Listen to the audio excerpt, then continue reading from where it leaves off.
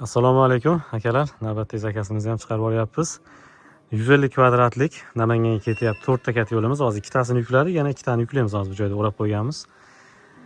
Bugun sanamiz 8-mart 2026-yil, bahor oyi.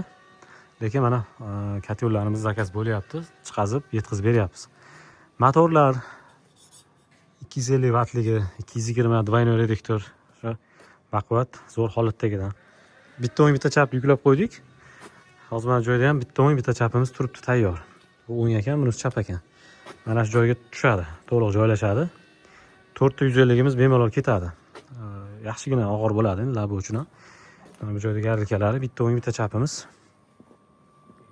Bu joyda chap tarafda kat yo'ldiki, bu tarafdagi o'ng tarafdagi kat yo'ldiki. Hop, buni motori 250 ekan bular ham. 250 ham 370 ham qo'yilyapti, aralashib ketib qoldi. Bunkerlar alohida. Bu tarafda katta kat yo'llarimiz tayyor.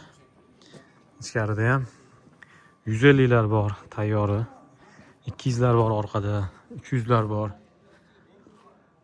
Xudo xohlasa Ramazon oyi tugagandan keyin yana ishni qaytadan boshlaymiz. Bu joyda zagotovkalarimiz ham bor hali. Yanvar, fevralchi ham, mana mart oyida ham Allohga shukr, kat yo'llarimiz sotilyapti. Egalariga mijozlarimizga yetkazib beryapmiz. Xudo xolasa bugun Namanganga yetkazib beramiz bularni. 150 kvadratli.